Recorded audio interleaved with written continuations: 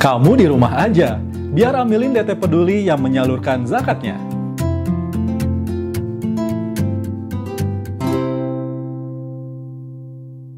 Assalamualaikum Habib. Ya, mohon mic-nya dibuka. Nggak bisa. Ya. Assalamualaikum Habib. Dilarang oleh host. Waalaikumsalam. Apa kabar? Sehat Ustaz? Alhamdulillah, baik-baik. Silakan Habib. Kita langsung masuk ke tema hari ini. Oh, langsung aja masuk ya. Langsung baik. saja. Oh ya, baik. Bismillahirrahmanirrahim. Assalamualaikum warahmatullahi wabarakatuh. Waalaikumsalam warahmatullahi wabarakatuh. Alhamdulillah, wassalatu wassalam ala sayyidina Rasulillah wa ala alihi wa sahbihi wa mawalah. Asyhadu an la ilaha illallah wahdahu la syarikalah wa asyhadu anna Muhammadan abduhu wa rasuluhu la nabiyya ba'dah. Allahumma fassalli wa sallim ala sayyidil karim wa ala ummahatil mu'minin wa ala ahli baitihi at-tayyibin wa ala ashabihi al-mardiyyin wa alaina wa man ittaba'ahum bi ihsan ila yaumiddin. Amin ya Allah ya rabbal alamin. Amma ba'd. Yang saya hormati Ustadz, yang mudah-mudahan Allah memanjangkan usia Ustadz dan juga para pengurus, para kru ya dari Darut Tauhid, yang mudah-mudahan dalam takwa kepada Allah baik di dunia maupun di akhirat. Amin ya Allah ya rabbal alamin. Dan juga para jamaah sekalian yang hadir ya dari Darut Tauhid, ya juga mungkin juga para kaum muslimin muslimah, mungkin dari Majelis Rasulullah juga yang gabung, atau dari siapapun ya kaum muslimin yang hadir pada sore hari ini. Alhamdulillah, syukur ala ni'amillah, segala puji syukur ya kita panjatkan kehadirat Allah. Kita masih diberi usia kita ini, anak-anakku sekalian, para jamaah, kita ini adalah orang-orang yang dipilih Allah, dan kita perlu bersyukur atas itu. Berapa banyak orang-orang yang dipanggil sama Allah usianya sebelum masuk bulan Ramadan, ya. Berapa banyak orang-orang yang masuk di bulan Ramadan dalam keadaan sakit sehingga tidak mampu beribadah. Berapa banyak juga orang-orang yang masuk bulan Ramadan tapi tidak diberikan taufik oleh Allah Subhanahu wa taala sehingga mereka bahkan tidak berpuasa, ya tidak sholat dan sebagainya. Nah, alhamdulillah dari sekian miliar manusia yang ada di dunia ini, kita ditakdirkan oleh Allah, diberi nikmat, dipilih ya oleh Allah Subhanahu wa taala untuk hadir di dalam acara yang penuh berkah ini, dan insya Allah seluruhnya dalam keadaan iman dan Islam. Amin ya Allah ya rabbal alamin. Hadirin wal hadirat yang dimuliakan Allah, para jamaah, para pemirsa MKTV ya dimanapun berada ya pada sore hari ini. Alhamdulillah kita di hari pertama bulan Ramadan. Kita berdoa kepada Allah yang mudah-mudahan Allah Subhanahu wa taala memanjangkan usia kita dalam takwa kepada Allah, memberikan nikmat ibadah ya kepada kita, memberikan juga rasa takut dan rasa sulit untuk melakukan perbuatan maksiat, dan juga memberikan kepada kita kemampuan untuk berbuat baik kepada sesama pada bulan yang penuh berkah ini. Tema kita pada hari ini, anak-anakku sekalian, adalah berkaitan dengan ruhaniyatus saum, ya, atau aspek-aspek ruhani dari berpuasa. Seringkali kita ketika berpuasa, sebagian banyak orang memaknai puasa hanya dari sisi fikih, ya, atau dari sisi syariat, ya, atau di dalam bahasa fikih itu disebut istilahan au syar'an, yaitu yang namanya puasa itu adalah al-imsak anil muftirat minat ta'am wasyarab wal jima' min tulu'il fajri ila ghurubis syams biniyati at-taqarrubi ila Allah Ta'ala. Jadi kata para ulama, yang namanya puasa itu adalah al-imsak anil muftirat. Jadi menahan diri dari yang membatalkan puasa. Ya, apa saja itu? Minat ta'am, yang pertama dari makan makanan. Kemudian wasyarab, dengan minum minuman. Kemudian wal jima, dengan hubungan suami istri, ya. Kapan? Ya, min tulu'il fajri, sejak terbitnya fajar, ila ghurubis syams, sampai terbenamnya matahari, biniyati at-taqarrubi ilallah, dengan niat taqarrub kepada Allah atau mendekatkan diri kepada Allah. Itu istilah para fuqaha terkait dengan saum. Orang yang memenuhi itu maka dia sah puasanya, ya. Nah, tetapi Hadirin wal hadirat, anak-anak sekalian yang saya cintai karena Allah Subhanahu wa taala, ada satu makna yang lain ya yang perlu kita ketahui. Insya Allah kalau di sini pada tahu semua. Insya Allah usini wa iyyakum. Saya hanya menasihati diri saya sendiri dan mudah-mudahan mengingatkan kita semua ya. Nah, jadi ada satu sisi yang penting kita gali terkait dengan puasa ini, yaitu yang disebut dengan sisi ruhiyah atau sisi ruhani daripada puasa itu sendiri. Anak-anakku sekalian, di dalam Islam itu senantiasa ada dua sisi seperti mata uang. Ya, jadi semua ibadah dalam Islam itu ada sisi zahir, ada sisi batin. Ya, ada sisi lahirnya, ada sisi batinnya. Salat misalnya, ya secara zahir adalah kita melakukan amalia salat. Secara batinnya adalah doa. Ya, jadi artinya berdoa.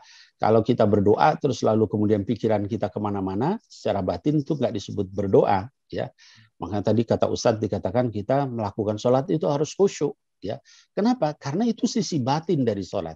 Ya, kalau kita tidak khusyuk, maka sholatnya ya diterima sah, gitu ya. Tapi nanti malah mendekatkan diri kepada murkanya Allah Subhanahu Wa Taala. Ya ayyuhalladzina amanu la taqrabus shalah wa antum sukara hatta ta'lamu ma taqulun. Ya, wahai orang beriman, jangan kamu dekati sholat kecuali dalam keadaan jangan dekatin sholat dalam keadaan mabuk sampai kamu mengerti apa yang kamu ucapkan. Kata Al-Imam Al-Ghazali di dalam Ihya-nya, mabuk itu termasuk orang nggak ngerti apa yang dia baca. Itu kayak orang mabuk, nggak ngerti. Jadi hatta ta'lamu ma taqulun menunjukkan sampai kamu ngerti apa yang kamu baca itu karena kamu lagi berdoa sama Allah. Ya. Zakat itu aspek ruhaninya atau batinnya adalah zakat. Ya, bersih, membersihkan. Maka orang yang berzakat dengan benar dari sisi ruhani bukan hanya dia memenuhi nisabnya, haulnya dalam zakat itu, tapi benar-benar membersihkan diri, uangnya bersih, bukan dari uang haram, ya. Diberikan juga kepada asnaf secara bersih, niatnya hanya karena Allah, bukan untuk pamer, bukan untuk disebut-sebut semua orang, marah kalau nggak disebut ya, dan sebagainya. Itu zakat, ya. Jadi artinya bersih, ya, tumbuh, berkembang, ya. Begitu seterusnya. Setiap ibadah dalam Islam itu ada sisi ruhnya atau batiniahnya. Nah, lalu apa aspek batin atau ruhani dari puasa? Ya, nah tadi saya sudah sebutkan anak-anakku sekalian aspek fikihnya atau syariatnya dari puasa, ya, yaitu menahan diri ya dari hal-hal yang membatalkan ya dari sejak terbit fajar sampai terbenam matahari dengan niat takarrub kepada Allah. Sisi batinnya apa?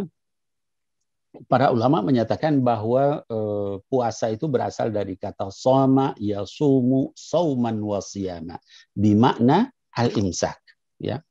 Jadi puasa itu dari kata shoma yasumu yang artinya adalah al-imsak. Imsak itu artinya menahan, ya. Menahan diri, ya. Nah, jadi saya ingin sampaikan di kesempatan ini sekali lagi aspek ruhani yang paling penting dari puasa adalah menahan diri. Menahan diri, ya. Kalau itu tidak terpenuhi, maka kita belum memenuhi aspek ruhani dari puasa, ya. Menahan diri, ya. Nah, anak-anakku sekalian, ya hadirin wal hadirat yang dimuliakan oleh Allah Subhanahu wa taala, ketahuilah bahwa di bulan Ramadan itu yang halal saja kita diminta menahan diri, ya. Bukankah kita makan makanan itu halal, ya.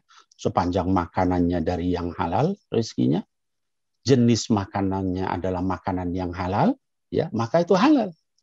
Tapi di bulan Ramadan kita diminta menahan diri dari itu, tidak makan. Bukankah minum adalah halal? Kalau asal hartanya halal, minumannya juga dari yang halal, maka halal minum. Tapi di bulan Ramadan kita diminta menahan diri dari minum. Bukankah hubungan suami istri itu halal? Kalau dengan istri yang sah, suami yang sah, maka bukan hanya halal, ibadah hubungan suami istri itu. Ya. Tapi di bulan Ramadan kita diminta menahan diri dari hubungan suami istri. Anak-anakku sekalian, kalau yang halal saja dilarang di bulan Ramadan, apalagi yang diharamkan sama Allah Subhanahu wa ta'ala. Yang halal saja kita diminta untuk meninggalkan. Diminta untuk menahan diri dari itu. Diminta untuk menjauhi. Kalau kita melakukannya batal puasa kita.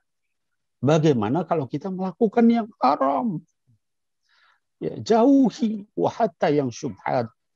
Ya, jauhi walaupun yang syubhat, yang tidak tidak jelas. Apalagi yang diharamkan sama Allah Subhanahu wa taala. Ini ruh daripada puasa. Ya. Jadi kalau kita melihat ada orang puasa tapi dia kemudian korupsi, lalu buat apa dia puasa? Ya. Padahal kita diminta untuk menahan dari yang halal saja disuruh menahan. Lalu Bib, kalau orang yang korupsi puasanya sah nggak sah? Ya. Tapi pahalanya gimana? Kata baginda Rasul ya sallallahu alaihi wasallam, "Rubba man sha'in laisa lahu min siyamihi ilal ju' wal atash." Berapa banyak orang puasa tapi dia tidak dapat pahala dari puasa itu kecuali sekedar lapar dan haus saja. Kenapa? Karena dia melakukan hal-hal yang dilarang sama Allah Subhanahu wa taala. Nah, hadirin wal hadirat yang dimuliakan oleh Allah Subhanahu wa taala, juga dari sisi Ramadan, ya. Kita sering menyebut bulan Ramadan, ya bulan Ramadan. Tahukah artinya dari bulan Ramadan itu? Ramadan itu berasal dari bahasa Arab dengan kata al-ardu ar-ramda, ya.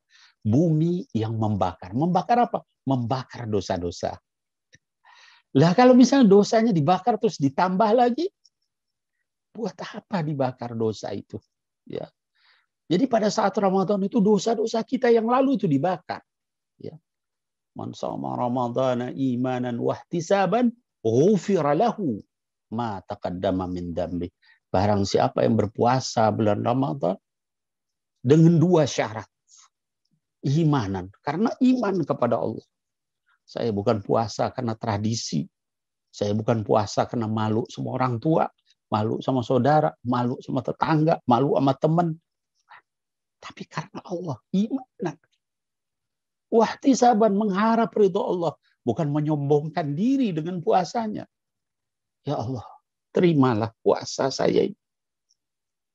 Orang-orang yang terdahulu, yang soleh, anak-anakku sekalian, itu walaupun amalnya besar, mereka nggak pernah nyombongkan diri dengan amal itu. Ya, kita lihat misalnya di dalam Al-Quran dijelaskan tentang kisah-kisah mereka.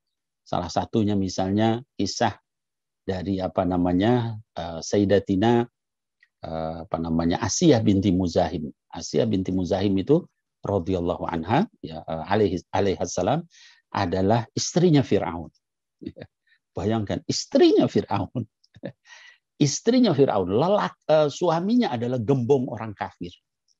Salah satu tokoh nanti di dalam neraka. Tapi istrinya menjadi satu dari 4 wanita yang paling tinggi derajatnya di surganya Allah Subhanahu wa taala. Kata baginda Rasul SAW, yang paling tinggi di surga itu para wanita ada 4. Yang pertama adalah Khadijah binti Khuwailid, istrinya Rasulullah SAW. Kemudian Fatimah binti Muhammad, putrinya beliau sallallahu alaihi wasallam. Yang ketiga adalah Maryam binti Imran, ibunya Nabiullah Isa alaihissalam. Kemudian yang keempat adalah Asiyah binti Muzahim, istrinya Fir'aun itu. Istrinya Fir'aun. Ya. Kenapa dia sampai dimasukkan ke dalam surga dan mendapat derajat begitu tinggi? Karena luar biasa di dalam istiqomahnya di tengah suaminya dan negerinya yang segitu parah. Kemaksiatan, kemungkaran, ya. Dia nggak melihat, wah ini teman-teman dan tren orang-orang di negeri ini rusak semua, saya ikut rusak. Enggak. Dia istiqomah dengan itu. Suaminya gembong orang kafir, dia tetap berusaha untuk istiqomah. Dan beliau itu disiksa, dibunuh oleh Fir'aun, ya, dengan cara ditelentangkan. Di dalam riwayat dikatakan ditelentangkan di tengah padang pasir, lalu disiram pakai madu. Digigit sedikit demi sedikit oleh semut padang pasir itu, sampai beliau syahid. Dalam keadaan seperti itu, doanya apa? Saya mau nanya, anak-anak sekalian, kalau kita disiksa kayak gitu, kita istiqomah kayak gitu, amal kita kayak gitu, doa kita apa? Mungkin kita minta, ya Allah, kasih istana yang tinggi di surga, segala macam. Kenapa saya kasih ujian kayak gini? Doanya Sayyidatina Asiyah binti Muzahim, itu diabadikan dalam Quran. Begitu tawadhu doanya. Apa doanya? Kata beliau di akhir surat At-Tahrim, yaitu dikatakan, Rabbibdili indaka baitan fil jannah Wa najjini min Fir'aun wa najjini minal qaumidh dhalimin. Wa najjini min Fir'auna wa amalihi wa najjini minal qaumidh dhalimin. Ya. Doanya diabadikan dalam Quran. Alangkah rendah hatinya doa. Ya. Apa kata beliau? Ya Allah, Rabbi bnili indaka baitan fil jannah. Ya Allah, buatkan buat saya satu rumah kecil saja di surga. Amalnya segitu banyak. Tapi dia minta satu rumah kecil saja di surga. Masya Allah. Ya. Selamatkan saya dari Fir'aun dan perbuatannya. Selamatkan saya dari kaum yang zolim ini. Yaitu masyarakat di negeri itu pada saat itu yang begitu zolim, menyembah Fir'aun. Ya. Nah, hadirin wal hadirat, itu orang-orang yang terdahulu yang saleh. Nabiullah Ayyub alaihissalam kasih cobaan luar biasa berat sama Allah. Penyakit yang gak kunjung sembuh. Sampai luar biasa beliau itu sudah tidak mampu lagi untuk bergerak. Ditambah lagi, hartanya habis untuk berobat. Ditambah lagi, seluruh keluarganya meninggalkan dia karena gak kuat dengan penyakitnya itu. Dalam keadaan seperti itu, saya tanya anak-anakku sekalian, kalau kita ditimpa musibah kayak gitu, apa doa kita? Ya. Ya Allah, kok gini-gini amat cobaan saya? Saya ini orang nabi, ya Allah, orang soleh. Kok saya dikasih begini? Ini kayak gitu doa kita. Tapi Nabiullah Ayyub alaihissalam, seorang nabi, doanya diabadikan di dalam Quran.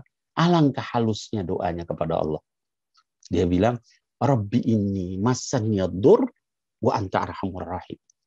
Ya Allah, massa yamussu dalam bahasa Arab itu artinya disentuh. Dia nggak bilang, ya Allah ini saya sakit kayak gini, harta saya habis buat berobat, keluarga saya ninggalin saya. Enggak.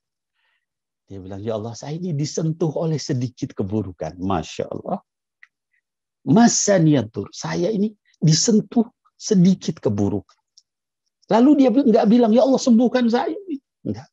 Wa anta arhamur rahim. Dia takut Allah tersinggung. Dia takut salah berdoa. Engkau itu maha penyayang. Di antara yang penyayang. Begitu halusnya doanya. Maka sama Allah dikabulkan. Sembuhkan penyakitnya. Badannya jadi lebih ganteng daripada sebelumnya. Lebih sempurna. Kemudian hartanya berkali-kali lipat lebih banyak. Keluarganya diganti dengan keluarga yang lain yang lebih soleh, lebih soleha. Istrinya, anak-anaknya, dan sebagainya. Teman-temannya. Hadirin wal hadirat, ya, ini contoh. Ya. Jadi ketika kita di bulan Ramadan, jangan kita melakukan maksiat. Ya. Kenapa? Yang halal aja disuruh jauhin sama Allah. Ya. Jadi tadi dikatakan, al-ardu ar-ramda, bulan Ramadan itu adalah bumi yang bakar dosa-dosa. Ya.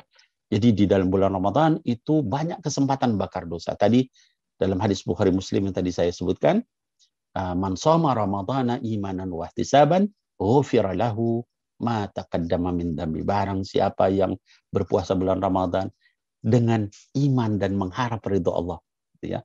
Jadi dia berharap kepada Allah, bukan menyombongkan diri dengan tarawihnya, nyombongkan diri dengan tahajudnya, nyombongkan diri dengan tilawahnya.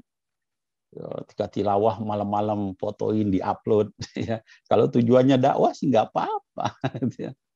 Tapi nanti habis pahalanya kalau tujuannya bukan dakwah. Menunjukkan saya udah tilawah sekian puluh juz. Ya. Tilawahnya misalnya 31 juz. Ya. Cuma 30 juz Quran, dia 31 juz. Ya. Atau misalnya lain-lainnya. Ya kalau kita tujuan dakwah boleh. Ya kita upload begitu. Tapi jangan kemudian kita karena tujuannya untuk mencari ridho manusia. Ya. Jadi imanan wahtisaban. Karena iman kepada Allah dan mengharap ridho Allah. Lalu kata Allah apa? Ghufira lahu. Masya Allah, ini apa secara bahasa makna daripada hadis ini luar biasa. Kata ghufira dalam bentuk fi'il madhi menunjukkan sudah diampuni dosanya. Jadi habis dosanya. Itu ya, bukan dikatakan akan diampuni, tidak. Tapi ghufira lahu, sudah diampuni dosa yang telah lalu. Ya. Dalam riwayat yang lain, Bukhari Muslim juga dikatakan man qama ramadhana imanan wa ihtisaban ghufira lahu ma taqaddama min dhanbi. Barang siapa yang qoma, ibadah malam, tarawih, tahajud, ya, baca Quran malam hari, ya. Ramadhana, di bulan Ramadan, imanan wa ihtisaban, juga dengan iman dan mengharap ridha Allah tujuannya. ghufira lahu ma taqaddama min dzambi. Diampuni juga dosa-dosa yang terdahulu. Masya Allah, itu kesempatan hapus dosa di bulan Ramadan banyak banget. Ya, puasa menghapus dosa. Kalau imanan wa ihtisaban, syaratnya itu. Kemudian bangun malam hari di bulan Ramadan. Dalam hadis yang lain ini ada 3 hadis, tiga-tiganya Bukhari wa Muslim, dan lafaznya beda-beda dengan ujung yang sama. Dalam lafaz yang ketiga dikatakan man qama lailatul qadri imanan wa ihtisaban ghufira lahu ma taqaddama min dzambi. Barang siapa yang bangun pada malam Lailatul Qadar dengan iman dan mengharap ridha Allah, diampuni dosanya. Dan yang nanya sama saya, Bib, kalau misalnya saya ini bangun, lalu saya main gaple malam hari, itu dapat Lailatul Qadar enggak? Nah, kira-kira dapat enggak anakku sekalian ya? Nah, itu main gaple itu masuk imanan wa ihtisaban atau enggak? Gitu ya. Masalahnya itu ya. Bangun malam hari tapi nonton bola, ya imanan wa ihtisaban enggak itu? Ya enggak itu ya. Enggak dapat Lailatul Qadarnya. Jadi Lailatul Qadar itu harus imanan wa ihtisaban. Maka diampuni dosa. Jadi pengampunan dosa di bulan Ramadan itu luar biasa banyaknya, ya. Nah, maka yuk kita kembali kepada makna ruhani ya, dari puasa itu sendiri, yaitu dikatakan soma yasumu itu artinya al-imsak, ya, menahan diri, ya. Jadi menahan diri sampai kata baginda Rasulullah SAW man lam yada qaula zur, dalam hadis sahih dikatakan man lam yada qaula zur wal amila bihi falaysa lillahi hajah fi an yada ta'amahu wa syarabah. Barang siapa yang tidak meninggalkan kata-kata dusta, ya, wal amila bihi, perbuatan tipu menipu, maka Allah nggak butuh dengan dia meninggalkan makan minum. Artinya puasa itu bukan sekedar nahan lapar haus, ya, perut dan bawah perut, bukan, ya, tapi juga kata-kata, ya, qaula zur, amila bihi, perbuatan tipu menipu itu harus ditinggalin, ya. Maka al-imsak, menahan diri. Usahakan ketika bulan Ramadan itu yang halal pun kita batasi. Jangan nanti pada saat berbuka ya ada sepotong dimakan, ada cincau dimakan, ada bajigur dimakan, bandrek. Habis itu perutnya kekenyangan, ya. Terus pada saat dia mau sholat tarawih, wah nggak kuat, lemes, sakit perut. Padahal dia sendiri yang kemudian berlebih-lebihan. Jadi imsak itu menahan diri. Ya, jadi itu ruhani daripada Ramadan. Jadi selalulah kita dalam keadaan menahan diri. Dalam hadis lain dikatakan, kata baginda Rasulullah SAW, as-sawmu junnah, faida yaumi sawmu ahadikum fala yarfuth wala yafsuk wala yujhal. Jadi puasa itu adalah benteng. Pada saat hari kalian berpuasa itu fala yarfuth, jangan berkata-kata porno, ya. Wala yafsuk, jangan juga kalian jangan berbuat porno, jangan juga berbuat fasik, berdosa, melakukan kemaksiatan. Wala yujhal, jangan juga saling tipu menipu, ya. Jadi baik itu pornografi itu apa ya, bisa melalui handphone, ya. Orang lain nggak tahu, ya. Kan itu hanya bainana wa bainallah, antara kita dengan Allah, ya, subhanahu wa ta'ala, ya. Yafsuk, berbuat maksiat, ya, nyaci maki orang, berkata-kata kotor, ya, ngomongin orang lain. Bib, saya nggak ngomongin, saya cuma duduk aja ngedengerin. Sama aja dosanya, ya. Kata Allah, samma'una lil kadibi akaluna lis-suhb. Jadi orang yang suka dengar berita bohong itu sama dengan makan makanan yang haram, ya. Akaluna lis-suhb. Jadi antara kerjaan telinga sama kerjaan mulut itu disamakan sama Allah, ya. Saya nggak ikut ngomongin orang, cuma dengerin doang, duduk doang di situ, ya. Cuma dengar aja dia ngomongin si anu. Saya nggak ikut ngomong, sama dosanya dengan yang ngomong. Lalu gimana baiknya? Tinggalin. Kalau nggak bisa nasihatin, tinggalin. Jangan sampai kita duduk di majelis di mana orang itu ngomongin orang, melakukan hal yang haram, melakukan yang maksiat. Jangan kita di majelis itu, karena kita akan dapat dosanya, ya. Nah, hadirin wal hadirat yang dimuliakan Allah Subhanahu wa taala, terkait menahan diri ini tadi, bahkan sampai kata baginda Rasulullah SAW, fa in sabahu, ya, ahadun aw qatalahu. Bahkan sampai kalau ada orang yang menghina kalian, mencaci kalian, aw qatalahu, atau ngajak berantem, gitu ya, falyaqul inni shaim, inni shaim. katakan, saya lagi puasa, saya lagi puasa. Bayangkan, orang ngatain orang, yang ngatain kita, disuruh kita katakan, saya lagi puasa, saya lagi puasa. Itu menahan diri. Hadirin wal hadirat, dengan ini saya ingin sampaikan kepada kalian semua yang saya cintai karena Allah, yuk kita kembali kepada ruhani dari puasa itu. Zahirnya, ya lahirnya itu kita penuhi. Jauhi daripada hal-hal yang haram, hal-hal yang membatalkan puasa. Jauhi hal-hal yang penuhi syarat sahnya puasa, syarat wajibnya puasa, rukunnya puasa, dan seterusnya. Tapi juga jangan lupakan sisi batiniahnya. Ya, karena dia di dalam Islam itu seperti dua sisi mata uang. Salah satu nggak ada, nggak laku. Ya, zahir wa batin. Ya, sisi sebelahnya, lahirnya, batinnya. Selalu begitu. Nah, anak-anakku sekalian yang saya cintai, ya karena Allah Subhanahu Wa Taala. Sekarang mari kita masuk ke dalam tafsir dari ayat yang tadi dibacakan, yaitu surah Al-Baqarah ayat ke-183 tentang puasa. Seringkali banyak orang yang membaca ayat ini, ya lalu kemudian memahami terjemahnya dengan, wahai orang yang beriman, sudah diwajibkan atas kalian berpuasa. Sebagaimana diwajibkan kepada umat sebelum kalian, mudah-mudahan kalian menjadi orang yang bertakwa. Kalau hanya sampai batas itu, maka kita memahami dari sisi lahirnya ayat itu. Ya. Yuk kita masuk ke lebih dalam daripada tafsir ayat itu, betapa luar biasanya makna surah Al-Baqarah ayat 183 itu, anak-anakku sekalian. Pertama, ayat itu dimulai dengan ya ayyuhalladzina amanu. Ya, wahai orang-orang beriman. Anak-anakku sekalian, ketahuilah bahwa di dalam Al-Quran itu Allah memanggil manusia itu setidaknya dengan 4 tingkat. Ya. Ada 4 tingkat panggilan manusia di dalam Al-Quran. Ya. Panggilan yang paling rendah, ya, yaitu kata para ulama adalah ya ayyuhalladzina kafaru atau ya ayyuhal kafiru. Ya, itu panggilan paling rendah. Wahai orang yang sudah menolak untuk beriman kepadaku. Wahai orang-orang yang sudah menolak untuk menyembahku, kata Allah. Itu panggilan yang paling rendah di dalam Quran. Kemudian kata para ulama, di atas itu adalah ketika Allah Subhanahu wa taala memanggil dengan kemanusiaan kita.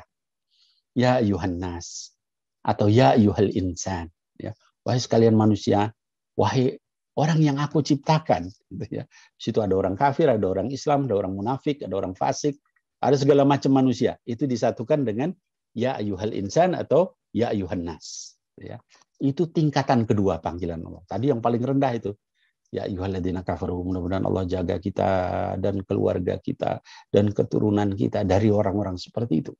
Jangan sampai satu pun dari keluarga kita yang terkena sifat itu, kekafiran. Ya, baik diri kita maupun keluarga sampai anak cucu kita. Ya, kita berdoa kepada Allah jangan sampai terkena kekafiran itu. Ya. Nah, tadi yang kedua adalah ya ayyuhan nas, kemanusiaannya yang dipanggil sama Allah.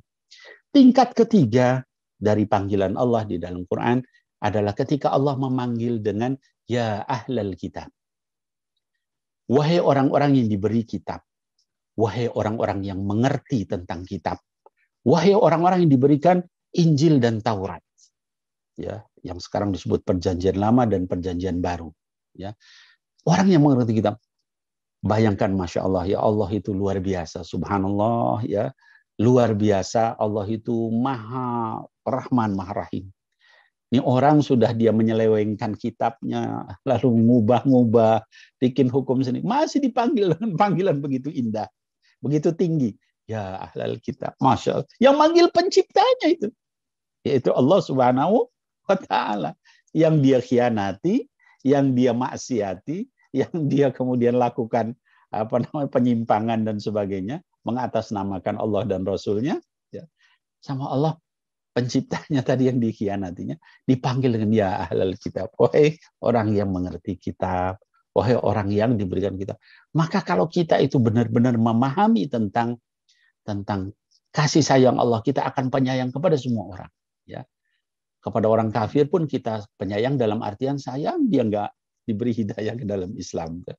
Ya Allah, mudah-mudahan mereka diberi hidayah, taufik ke dalam Islam. Kita doakan mereka supaya dapat hidayah. Kenapa? Karena nggak ada artinya kekayaan mereka, semua kegantengan mereka, jabatan, status sosial, popularitas, kalau hanya untuk kemudian dimasukkan ke dalam neraka jahanam.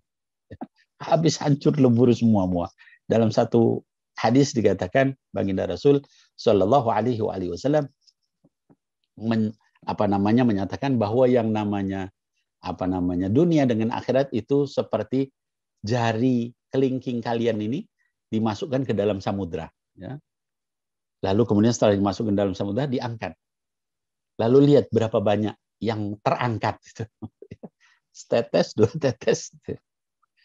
Kata baginda Rasul SAW, itulah nikmat Allah di dunia itu cuma setetes, dua tetes itu. Ya. Sementara nikmat di akhirat itu seperti lautan yang luas. Masya Allah. Betapa populernya kita di sini, ngetopnya kita di YouTube, di Instagram, nggak ada artinya. Kalau tidak dibarengi dengan imanan, wahtisaban. Anda boleh ngetop kayak apa? Tenggelam di dalam siksaan Allah kalau kita nggak iman dan ihtisab, mengharap ridha Allah Subhanahu wa taala. Ya. Kata baginda Rasul seperti itu, kenikmatan di dunia itu seperti itu, dimasukkan di dalam ini, angkat, netes, satu tetes, dua tetes, tiga tetes paling banyak, lautan yang luas itu nikmat di surganya Allah nanti, jauh kemana-mana. Sebaliknya, siksaan di dunia ini, semua musibah di dunia ini, seluruhnya kalau dikumpulin juga seperti jari kelingking ini dimasukkan ke dalam air juga, ya. Masukkan ke dalam air, lalu kemudian diangkat, nanti tetesannya itulah siksaan yang ada di dunia ini. Tetes, dua tetes, tiga tetes. Ya. Siksaan yang di neraka itu nanti di akhirat, ya, itu seperti lautan yang luas. Na'udzubillah min dzalik. Mengerikan, luar biasa. Jadi orang yang beriman itu dia tenang. Anda mau ngetop kayak apa, Anda mau kaya kayak apa, Anda mau hebat kayak apa, saya nggak terpengaruh. Saya alhamdulillah kalau dikasih kekayaan sama Allah asal yang halal. Kasih nikmat sama Allah asal yang baik, bukan istidraj. Saya terima. Kalau enggak juga enggak apa-apa. Nanti itu jauh kemana-mana. Ya. Tingkatan orang di akhirat nanti itu jauh kemana-mana. Ya. Dalam satu hadis yang lain dikatakan, ya, bahwa orang yang terakhir masuk ke dalam surga itu adalah, kata baginda Rasul SAW, adalah orang yang terakhir bisa keluar dari neraka. Di neraka itu ada yang bisa keluar, ada yang enggak. Udah kafir, yang munafik itu enggak bisa keluar. Ya. Tapi orang masih ada sedikit keimanan, walaupun dia mungkin enggak melakukan amal soleh, itu nanti terakhir keluar dari neraka. Setelah disiksa ribuan tahun.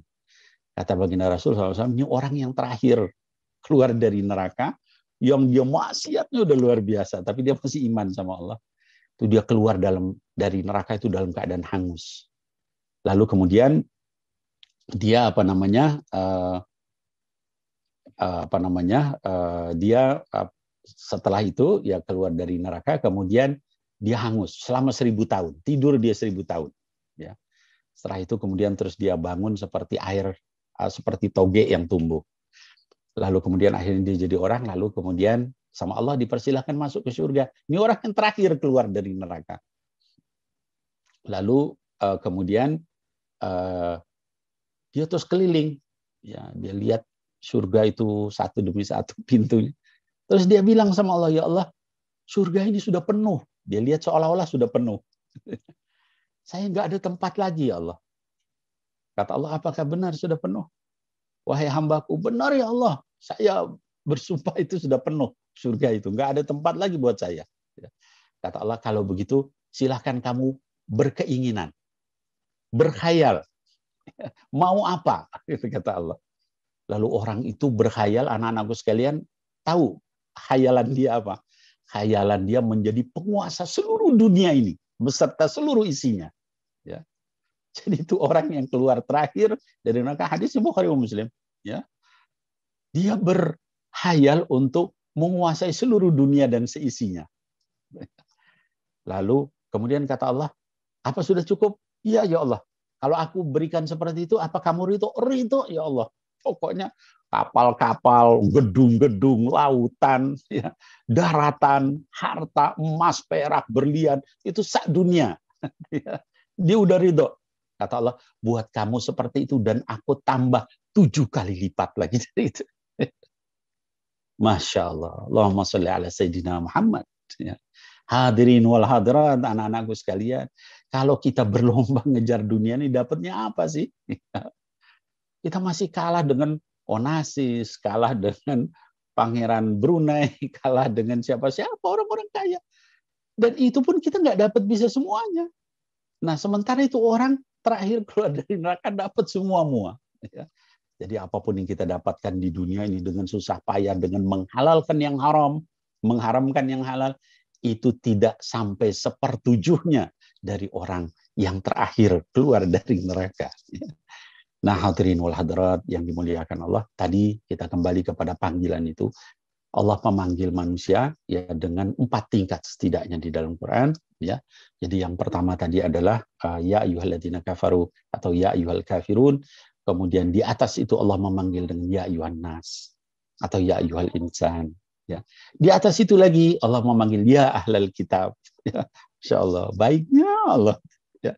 Nanti anak-anakku sekalian, kalau antum semua tahu kebaikan Allah tuh, antum tidak akan bisa lepas dari dimanapun kita akan zikir kepada Allah.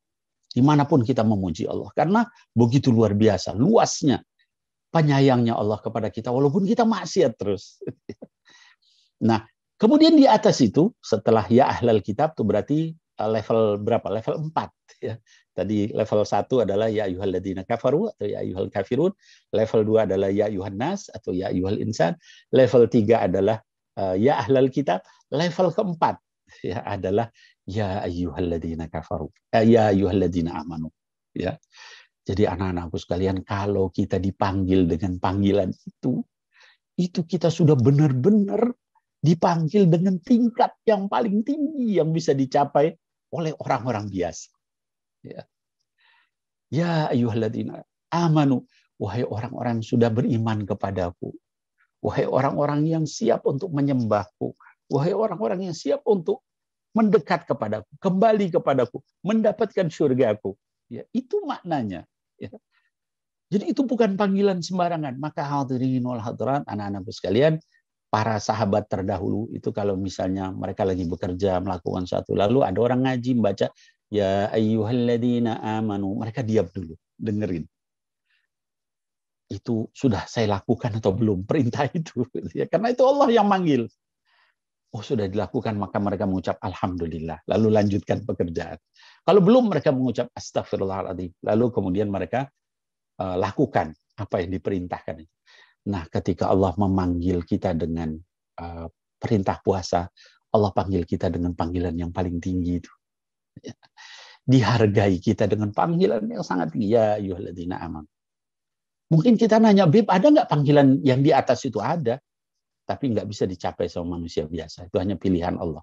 Yaitu ya ayyuhan nabi. Atau ya ayyuhar rusul. Yaitu pilihan. Ya. Hanya Allah yang bisa ini. Yang bisa kita capai paling tinggi itu. Ya.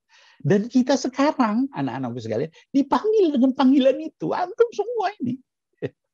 Ya ayyuhalladzina. Wahai hambaku yang beriman kepada. Ada seorang sahabat namanya Ka'ab bin Malik, ya, Ka'ab Ubay ibn Ka'ab. Ya, Ubay bin Ka'ab ini seorang dulunya pendeta Yahudi. Dia masuk Islam. Ketika masuk Islam, lalu kemudian Rasul membacakan surah Al-Bayyinah. Lam yakunil ladzina kafaru min ahlil kitab wal musyrikin mufakkin hatta ta'tiyahumul bayyinah, dan seterusnya ayat itu. Ya. Lalu Rasul memanggil Ubay bin Ka'ab lalu berkata, ayat ini turun tentang engkau, wahai Ubay. Kata Ubay bin Ka'ab, tentang saya ya Rasulullah? Iya. Apa Allah menyebut nama saya? Iya. Lalu dia nangis. Apalah artinya kita disebut sama Allah? Nah, ayat ya ayyuhalladzina amanu itu pilihan dari sekian miliar manusia, bahkan sekian puluh miliar mungkin yang pernah hidup di atas dunia, kita termasuk di dalamnya. Panggilan sangat mulia. Maka anak-anakku sekalian, kita yang memahami makna batin daripada ayat itu, kita akan sungguh-sungguh sami'na wa ata'na. Rabbana, ya Allah, kami dengar, kami taat. Apa yang kau perintahkan kepada kami? Lalu kata Allah, kutiba alaikum as-siyam. Setelah Allah panggil kita, kita kemudian tertarik, kita khusyuk, kita dengerin, kita diam. Lalu kata Allah, kutiba alaikum as-siyam. Sudah diwajibkan untuk kamu, untuk antum. Ya. Untuk apa itu berpuasa? Kata Allah. Kata kutiba alaikum, kata para ulama, ya kalau di pesantren dikatakan furidha alaikum. Difardukan atas kalian. Ya, berpuasa. Dengan apa difardukannya? Bil Quran, was sunnah, wal ijma. Dengan Quran, dengan sunnah, dan dengan ijma. Mungkin ada yang bertanya, Bib, apa nggak cukup dengan Quran sunnah saja? Nggak cukup. Ya. Kenapa, Bib? Karena kalau Quran sunnah saja, itu bisa mungkin ikhtilaf. Beda pendapat. Ya. Contohnya apa? Contohnya soal tarawih 23 dengan yang 11. Itu ikhtilaf, beda pendapat. Kenapa? Karena itu bukan ijma. Ya. Nah, jadi dengan ijma itu menunjukkan nggak bisa ada perbedaan pendapat. Yang keluar beda pendapat itu kafir.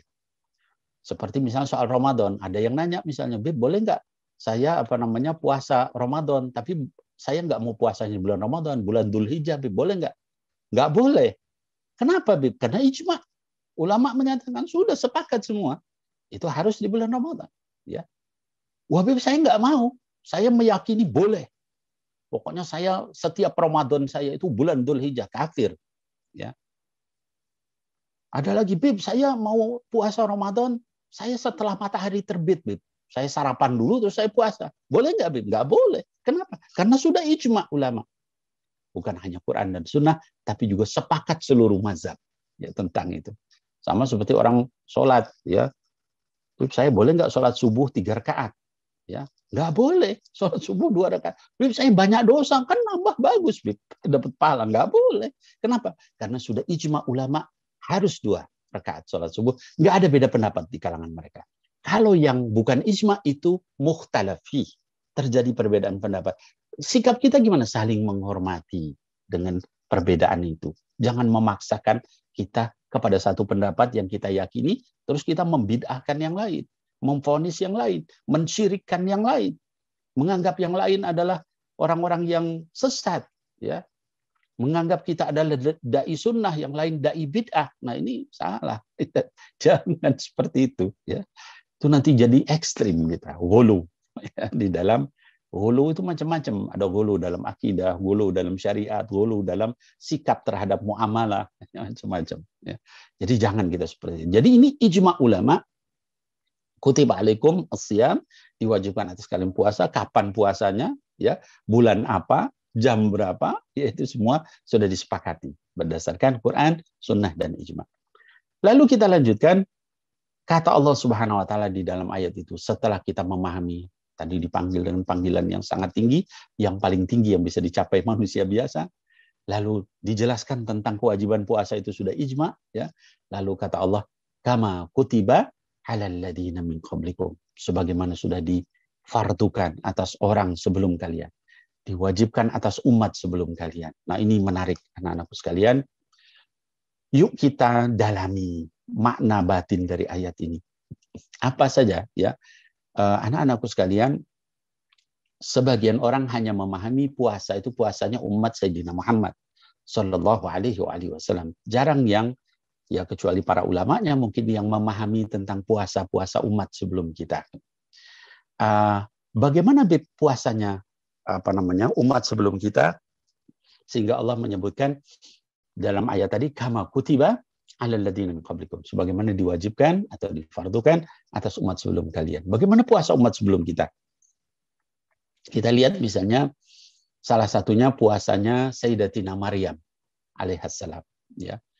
Jadi anak-anakku sekalian, hadirin wal hadirat yang dimuliakan Allah, kalau kita mengetahui puasa umat sebelum kita, itu puasa kita nggak ada apa-apanya. Betapa beratnya puasa umat sebelum kita itu. Ya, kita lihat misalnya salah satunya puasa Sayyidatina Maryam alaihissalam. Siapa Sayyidatina Maryam itu? Sayyidatina Maryam alaihissalam itu adalah ibunda Nabi Isa alaihissalam. Dan beliau adalah satu dari 4 orang yang paling mulia di surganya Allah Subhanahu wa taala. Bagaimana puasanya Sayyidatina Maryam alaihissalam? Sebutkan di dalam surah Maryam ayat yang ke-26. Ya.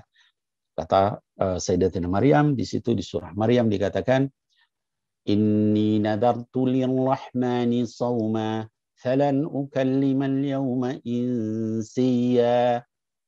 Kata Maryam alaihissalam, ini sesungguhnya aku nadartu, sudah bernadar, sauma, untuk berpuasa, ya.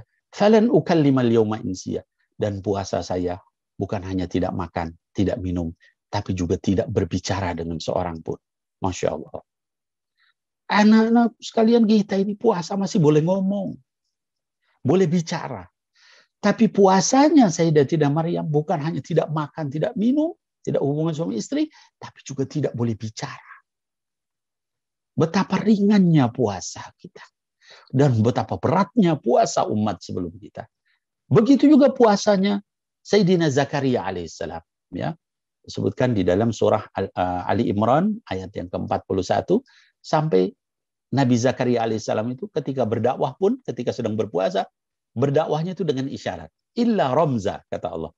Di ayat ke-41 surah Ali Imran itu dikatakan, illa ramza. Jadi bicaranya pun, dakwahnya pun itu dengan isyarat. Ya.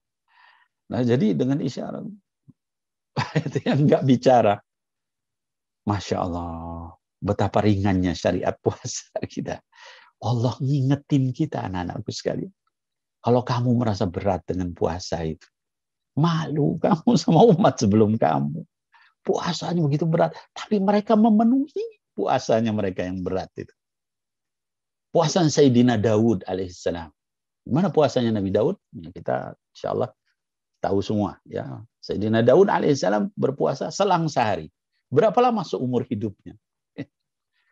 Sehari puasa, sehari enggak, lalu berikutnya puasa lagi, lalu enggak, terus seumur hidup. Masya Allah, kita puasa cuma sebulan, anak-anakku sekalian. Itu pun malam hari boleh kita makan minum, ya, boleh hubungan suami istri. Kalau zaman dulu enggak boleh seperti itu. Ya. Nabi Daud itu puasa selang sehari seumur hidupnya, tapi beliau memenuhi itu. Diperintah sama Allah. Sami'na wa ata'na. Kalau kita malas-malasan puasa, malu sama Nabi Daud dan umatnya. Ada lagi puasa Sayyidina Talut alaihissalam. Sebutkan di dalam surah Al-Baqarah 249, ya, tentang kisahnya Sayyidina Talut alaihissalam. Siapa itu Talut? Talut itu adalah seorang raja, ya, raja yang beriman, ya, di mana Nabi Daud pada saat itu masih muda dan merupakan rakyatnya. Talut diperintahkan oleh Allah untuk memerangi Jalut. Ya. Lalu kemudian berangkatlah pasukan dari Raja Talut ini untuk melawan Jalut. Dalam keadaan berpuasa pasukannya. Lalu kemudian Talut berkata kepada pasukannya, Innallaha mubtalikum binahar. Sesungguhnya Allah Subhanahu wa taala itu akan menguji kalian dengan satu sungai. Faman syariba minhu falaysa minni.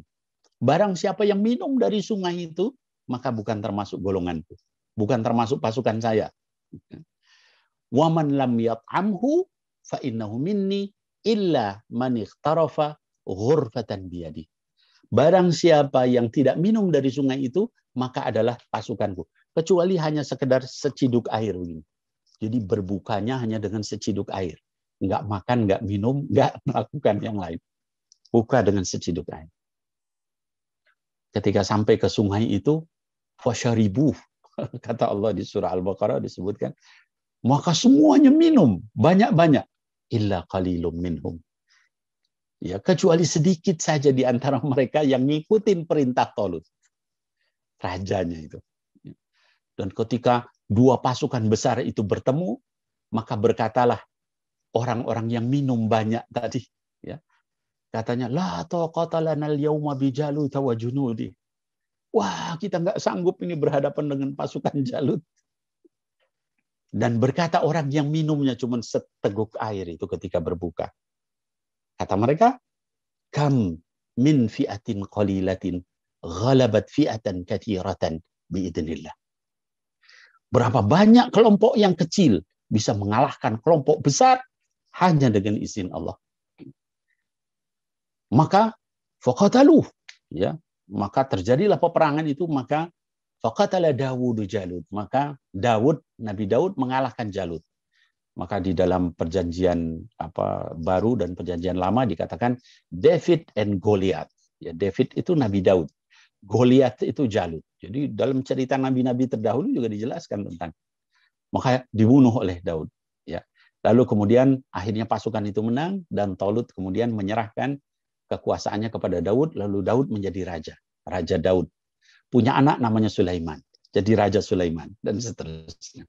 Apa yang bisa kita ambil dari kisah tadi? Orang-orang yang lulus dalam puasanya, itulah yang bisa mencetak prestasi-prestasi besar. Kita tahu Perang Badar itu terjadi 17 Ramadan, sedang berpuasa. Fathu Makkah terjadi 8 Hijrah, tahun 8 Hijrah pada bulan Ramadan. Fathu Taif terjadi 9 Hijrah, bulan Ramadan. Semua prestasi orang-orang yang terdahulu, yang saleh, itu terjadi di bulan Ramadan. Ya. Kenapa? Karena mereka lulus di dalam berpuasanya itu. Ya. Tadi pasukan Talut cuma minum seteguk air. Mereka lakukan itu dengan izin Allah, takwa kepada Allah, lalu Allah berikan kekuatan. Ya. Nah, jadi hadirin wal hadirat, anak-anakku sekalian yang saya cintai karena Allah, yuk kita ingat puasa umat sebelum kita, sehingga kita bisa betul-betul berpuasa dengan benar. Nah, lalu hadirin wal hadirat yang dimuliakan Allah Subhanahu wa taala, berikutnya yang berkaitan dengan puasa juga umat terdahulu, ini kita perlu tahu sababun nuzul dari surah Al-Baqarah ayat 187 ya, tentang Ramadan. Uhilla lakum lailatas siyami rafatu ila nisaikum hunna libasul lakum wa antum libasul lahun, ila akhir ayat. Apa sababun nuzul dari ayat itu? Anak-anak sekalian, ketika turun surah Al-Baqarah 183 itu, ya, tentang ya ayyuhalladzina amanu kutiba alaikumusiyam kama kutiba dan seterusnya, itu kaum muslimin berpuasa ya sampai maghrib, tidak boleh tidur siang. Ya. Kalau tidur siang, maka dia tidak boleh berbuka kecuali besok maghribnya. Jadi dulu puasa Rasul SAW itu sangat berat, ya. Dan tidak ada sahur. Ya. Malam hari, kalau kita sudah berbuka puasa dulu, ya, ketika turun Al-Baqarah 183 sampai 186, itu ketika berbuka, makan minum, lalu kita tidur, nggak boleh makan minum lagi kalau bangun. Nanti ketemu maghribnya. Siapa yang tidur siang, maka dia nanti makan berbukanya besok maghribnya. Sampai terjadi suatu peristiwa di seorang sahabat namanya Qais bin Sirmah Al-Ansari. Ini hadisnya Bukhari, sahih. Ya. Qais bin Sirmah Al-Ansari ini adalah seorang Ansar. Kerjanya nanam atau bertani kurma. Jadi kita tahu kurma pada waktu itu nanamnya mana panas-panas ya, di Jazirah Arab, di Madinah pada waktu itu panas. Dia nanam kurma. Kemudian sore hari dia nunggu berbuka. Dia saking capeknya dia nggak kuat menahan diri. Lalu dia tidur siang. Datang istrinya sore-sore bawa makanan. Ketika lihat dia suaminya tidur gitu, dia bilang, "Wailak, celaka kamu. Kenapa kamu nggak bisa bersabar?" Ya.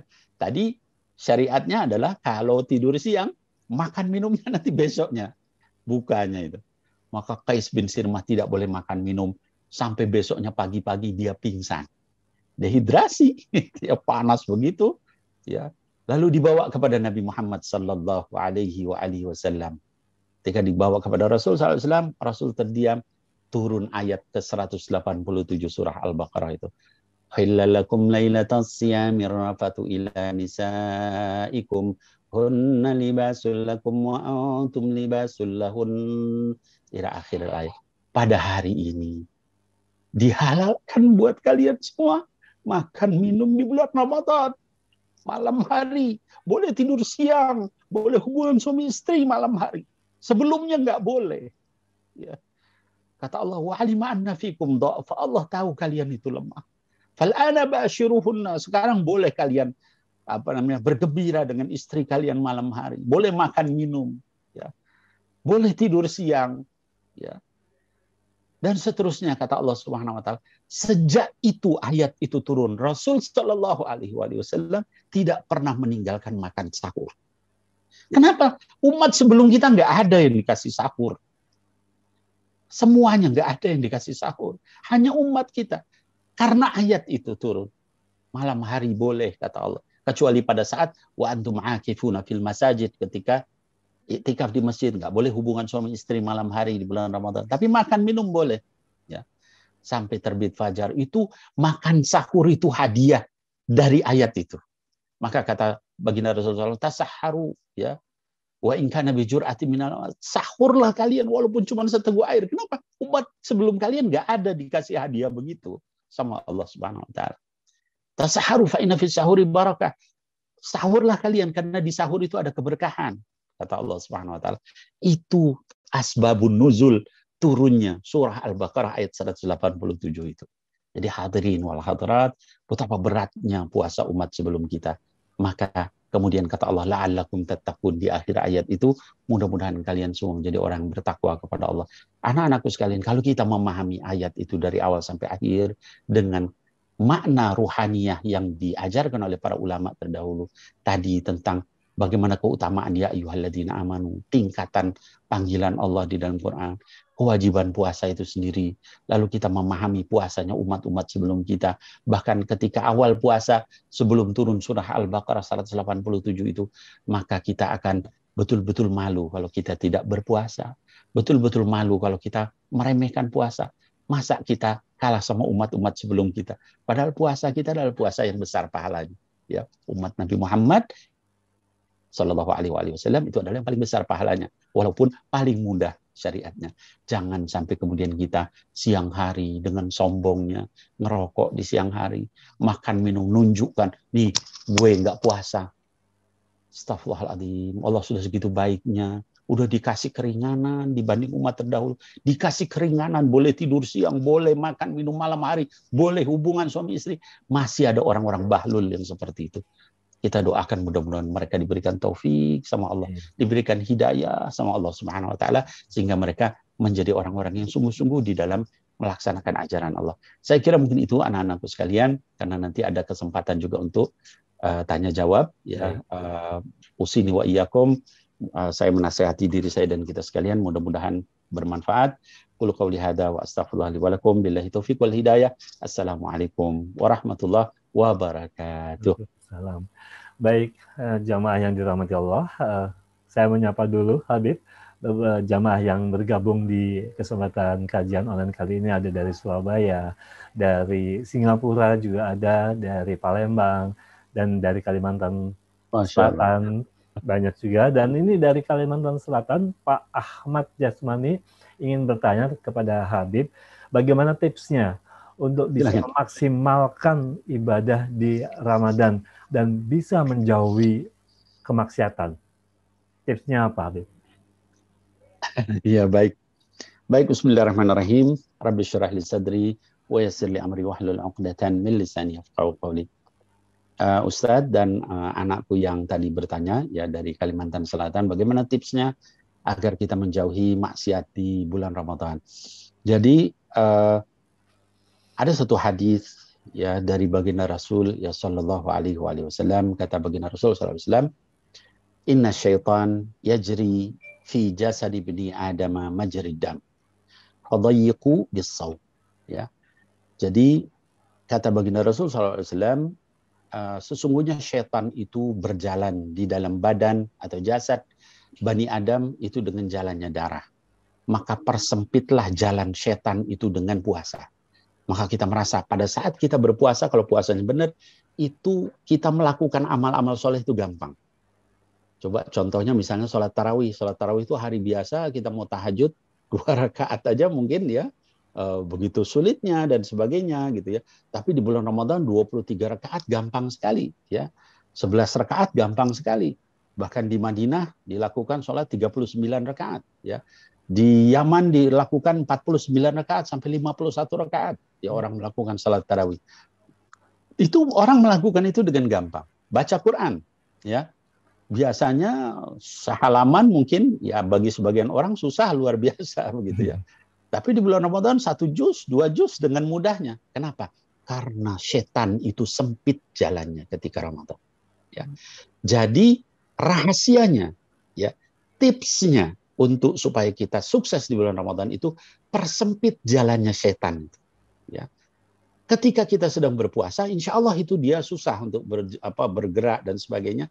Tapi ketika kita berbuka, itu yang seringkali kita buka seluas-luasnya, sehingga dia kemudian berlompatan di dalam badan kita. Akhirnya kemudian kita menjadi malas untuk bangun, untuk beribadah.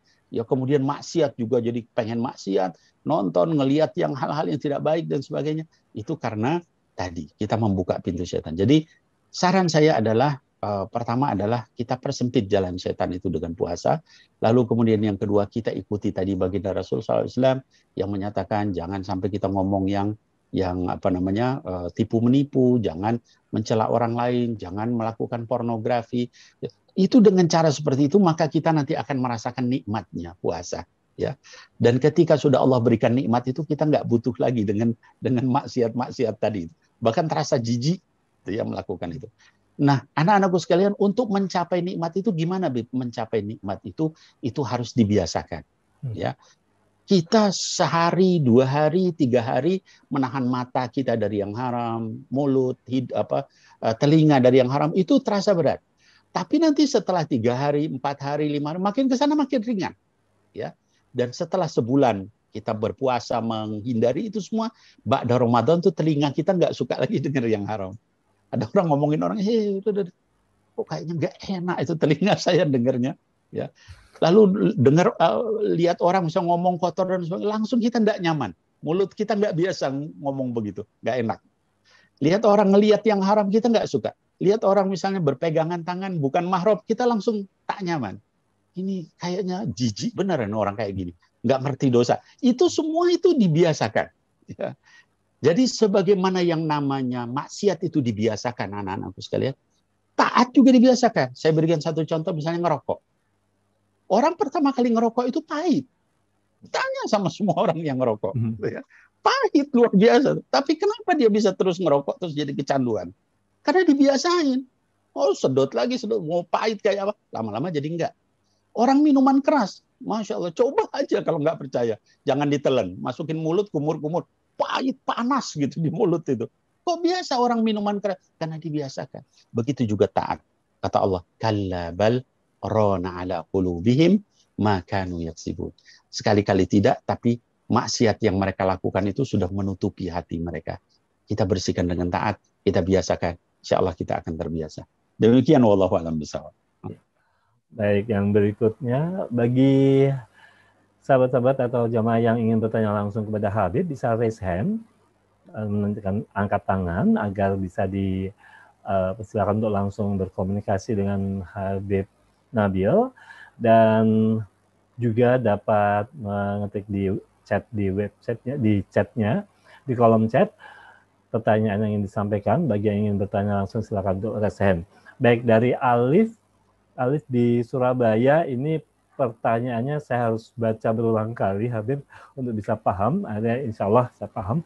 Jadi intinya adalah, apakah yang dimaksud dengan maksiat itu hanya menonton pornografi, melakukan kekerasan, atau hanya narkoba, atau main petasan? Maksiat itu sebenarnya bagaimana, Habib? Baik. Bismillahirrahmanirrahim. Ya, pertanyaan yang bagus ya. Jadi maksiat itu apa? Karena cuman pornografi atau petasan dan sebagainya. Jadi gini, anak-anakku sekalian, yang namanya maksiat itu kata para ulama adalah diddu at-ta'ah, ya, atau diddu at-ta'at. Segala sesuatu yang menentang taat kepada Allah namanya maksiat. Ya.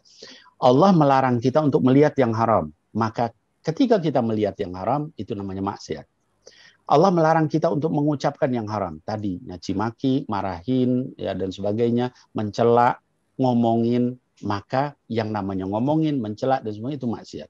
Allah melarang kita untuk mendengar yang haram. Maka mendengar yang haram itu maksiat. Allah melarang kita untuk menyentuh yang bukan mahram. Menyentuh yang bukan mahram itu maksiat. Allah melarang kita untuk berduaan dengan yang bukan mahram. Berduaan dengan yang bukan mahram adalah maksiat. Segala sesuatu yang menentang aturan Allah Subhanahu wa taala itu namanya maksiat. Nah, dalam kaitannya dengan puasa, saya ingin mengajarkan, Al-Imam Al-Ghazali rahimahullah ta'ala anhu menyatakan puasa itu setidaknya ada 3 tingkat, kata beliau. Yang pertama adalah puasa dengan kita hanya menahan lapar, haus, dan bawah perut. Ya, itu saja. Ya, maka itu puasanya orang awam, kata Imam Ghazali. Yang kedua adalah puasanya orang-orang yang soleh, yaitu bukan hanya perut dan bawah perut, tapi juga menahan matanya, telinganya, dan panca indera.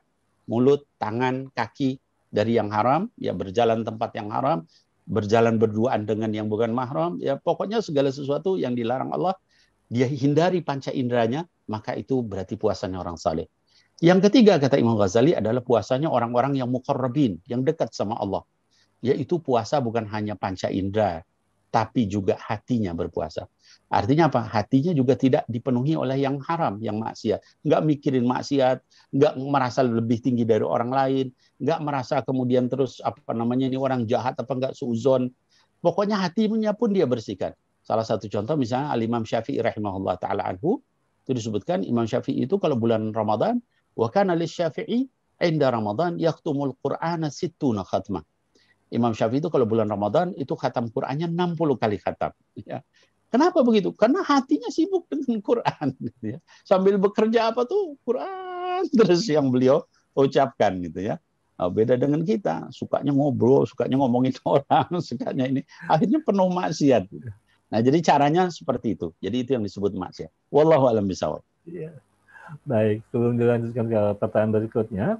Ada yang angkat tangan itu, Raisa. Ya, ada. Sebentar. Bagi jamaah, silakan untuk membuat screenshot dari kajian online ini. Nanti insya Allah bisa mengikuti acara giveaway atau bagi-bagi hadiah setelah kajian ini usai. Baik, kepada Ibu Santi. Ibu Santi silakan dibuka mic-nya. Assalamualaikum Pak Ustadz. Waalaikumsalam. Waalaikumsalam Ustazah. Ya, saya mau bertanya begini, saya kan dalam kehidupan sehari-hari ya selain sebagai ibu rumah tangga, saya juga bekerja. Kebetulan diberikan amanah sama Allah menjadi pemimpin juga gitu. Kalau di rumah saya ngerasa kalau untuk jalan solehah itu lebih mudah ya gitu, karena suami mendukung, lingkungan juga mendukung. Tetapi ketika saya sudah bekerja, baik itu bekerja dari rumah ataupun meeting gitu ya, ketemuan orang gitu, terkadang saya merasa suka jadi antagonis, bengis gitu, kayak jauh dari solehah. Tetapi saya harus melakukan itu karena menurut pikiran awam saya yang bodoh ilmu ini, saya pikir ini untuk kemaslahatan banyak orang, untuk karyawan lain di kantor gitu. Jadi saya harus berkeputusan kadang kejam gitu kan. Sementara untuk berhenti bekerja secara syariatnya mungkin saya belum sampai ilmunya untuk ya udah secukupnya, karena saya dan suami masih ada yang harus dipenuhi lah gitu, harus kebutuhannya masih sangat tinggi gitu. Jadi saya masih memutuskan bekerja dan alhamdulillah suami juga mengizinkan selama tidak keluar dari syariah ya gitu. Maksudnya saya menjaga kehormatan suami dan lain-lain gitu. Dan saya juga alhamdulillah diizinkan untuk berpakaian sesari mungkin sama kantor saya. Cuma kadang-kadang itu yang tadi kebijakan-kebijakan saya, kadang cara saya ya tegasnya saya gitu. Saya tuh kayak ngerasa zolim gitu ya. Tapi bagaimana itu ya? Maksudnya apakah saya berdosa gitu? Apakah saya apa yang harus saya lakukan agar hati saya tenang? Karena jujur aja ketika saya melakukan itu bukan bahagia gitu. Jadi saya ada perang batin antara saya harus tegas, saya harus antagonis, saya harus berkeputusan A, B, merah, hitam gitu. Tapi hati saya kadang, gimana ini gitu. Allah melihat. Dan itu saya malu sekali gitu. Malu sekali. Bagaimana ya Habib ini, saya mohon nasihatnya supaya saya lebih baik lagi gitu. Terima kasih. Assalamualaikum warahmatullahi wabarakatuh. Waalaikumsalam warahmatullahi wabarakatuh. Baik, Ibu Santi Mahardika yang disayangi Allah, dimuliakan Allah insya Allah. Jadi pertama adalah yang namanya takwa itu, kata Allah, fattaqullah mastata'tum. Bertakwalah kepada Allah itu sekuat tenagamu, sekuat kemampuanmu. Karena Allah tidak membebani kecuali sesuai dengan kemampuan kita. Ya, itu yang pertama. Jadi juga kita jangan kemudian kita apa namanya istilahnya memaksakan diri pada hal yang bukan pada apa namanya sesuai kemampuan kita, sehingga akhirnya malah kemudian kita malah rugi, malah rusak, malah sakit, malah dan sebagainya. Jadi bertakwalah kepada Allah sekuat tenaga kita. Itu yang pertama. Yang kedua, tidak berarti bahwa kalau kita tegas itu maka itu salah, ya. Tidak berarti kalau kita misalnya bersikap apa namanya saklek itu salah. Sesuai aja dengan aturan. Kalau kita sesuai dengan aturan maka kita tidak salah, gitu ya. Bahwa orang tidak nyaman sama kita lah, aturan itu adalah kebenaran gitu kalau aturannya benar, gitu ya. Seperti misalnya salah satu contoh Rasul sendiri Shallallahu Alaihi Wasallam ketika menegakkan hukum itu bisa jadi orang yang ditegakkan hukum tidak merasa nyaman. Dalam satu kesempatan ada seorang dari Bani Makhzum, ya seorang wanita yang dari golongan bangsawan yang mencuri. Lalu sama baginda Rasul SAW ditegakkan untuk dipotong tangannya. Karena orang yang mencuri itu hukumnya di dalam Islam, dalam syariat dipotong tangannya. Lalu ketika akan dipotong maka keluarga besar orang-orang kaya itu, bangsawan itu ngelobi ke Rasulullah SAW. Menyampaikan, wahai Rasulullah jangan sampai dipotong, ini malu kami. Ini satu keluarga besar Bani Makhzum, orang yang mulia, bangsawan. Sampai ada salah satu anggota keluarganya yang tangannya dipotong karena mencuri. Ini jadi aib satu keluarga besar, famili kita ini, satu marga ini malu. Apa jawab Rasulullah SAW? Kata baginda Rasulullah SAW, "Lau kanat Fatimah binti Muhammad sarakat, laqata'tu yadiha." Seandainya, jangankan itu, seandainya anak saya, putri saya, Fatimah binti Muhammad itu mencuri, saya yang potong tangannya. Jadi kalau soal hukum nggak boleh kita istilahnya mencari ini hal yang lembek gitu, tapi memang harus tegas. Saya tidak tahu yang Ibu maksud tadi apakah soal itu. Kalau soal itu aturan is aturan. Rasul menegakkan aturan dan itu benar insya Allah sepanjang itu sesuai dengan aturan. Yang nggak boleh itu apa, Ibu Santi? Yang nggak boleh itu kita melanggar aturan Allah. Ya, misalnya kita zolimin anak buah kita, harusnya dia sudah dikasih gaji, nggak dikasih gaji, padahal gajinya ada. Gitu ya. Kenapa? Karena saya nggak suka sama dia. Nah itu zolim namanya, dan itu dilarang, nggak boleh. Ya, jadi Islam tidak memusuhi wanita yang bekerja, tidak. Ya. Sepanjang wanita itu bekerja, pertama adalah ridho suaminya, kedua tadi dikatakan sama Ibu tadi berpakaian syar'i, menghindari hal yang maksiat, menghindari misalnya berduaan dengan yang bukan mahram ya dan sebagainya. Sepanjang itu sudah dilakukan, insya Allah ya kita bisa menjaga diri. Mudah-mudahan Allah tidak marah sama kita. Jadi tadi itu yang dilarang adalah kalau kita melanggar aturan, melanggar syariat itu dilarang. Usahakan sekuat tenaga kita. Kalaupun kita bersalah, kita istighfar kepada Allah, jangan diulangi lagi. Itu saran saya. Mungkin saya nggak bisa begitu detail karena saya nggak tahu masalahnya apa. Jadi normatif saya jawabnya. Kira-kira begitu. Wallahu a'lam bishawab. Kembalikan ke Ustadz moderator. Baik Habib. Karena waktu juga ini Habib sudah pukul 5 sore dan tampaknya segera mungkin ditutup dengan kesimpulan dan juga doa Habib. Baik. Ustadz, ini ada satu yang angkat tangan, boleh satu lagi aja. Boleh jawab juga. Baik. Silakan Bu Yani. Terakhir ya. Ibu Yani silakan. Assalamualaikum warahmatullahi wabarakatuh, Habib. Waalaikumsalam Ustazah. Warahmatullahi wabarakatuh. Senang banget bisa dengar kajian offline online ya. Iya. Alhamdulillah. Habib, ini tadi kan tadi Habib bilang ada salah satu mungkin yang membatalkan puasa itu kan berbohong. Nah, terus gimana tuh kalau keadaan orang itu misal tetangga kita punya utang, kemudian dia tuh tidak ngembaliin utangnya ke kita, terus mau pinjam lagi ke kita pas hari puasa itu, gimana caranya supaya kita tidak berbohong? Kita bilang nggak ada gitu, padahal ada. Gimana Bib? Mohon nasihatnya Bib. Iya baik. Iya, jadi baik Ibu Yani. Iya, waalaikumsalam warahmatullahi wabarakatuh. Jadi Ibu Yani dan juga para kaum muslimah yang dimuliakan Allah, memang bangsa kita, bangsa Indonesia itu memang nggak tegaan.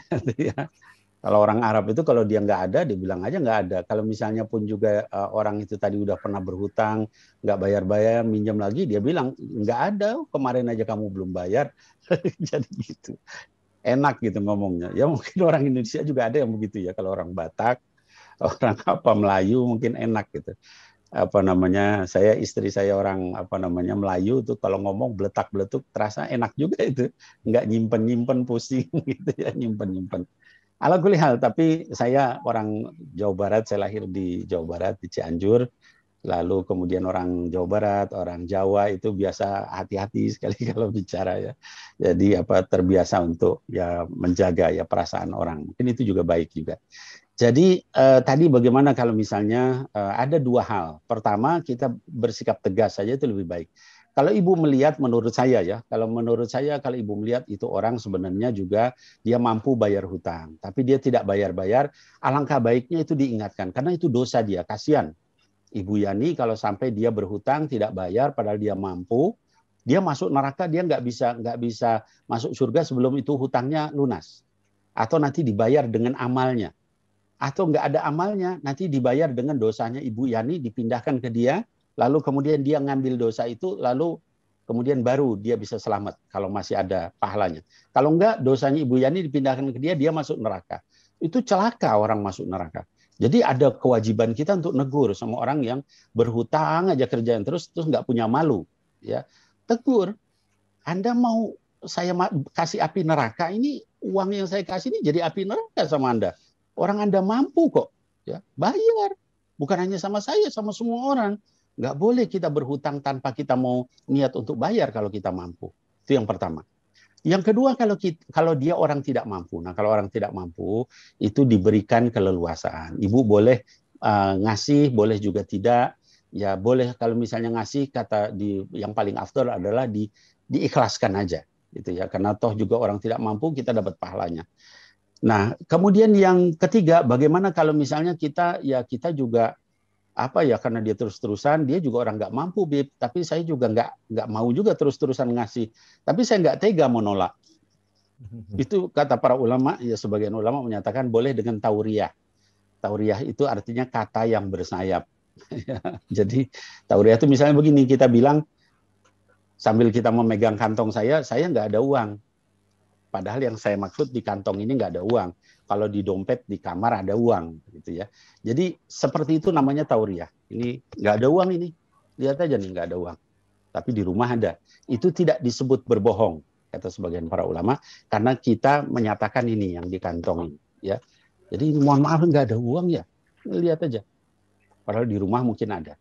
Jadi berbohong tidak boleh sama sekali. Ya, berbohong tidak boleh. Apapun alasannya, berbohong tidak boleh.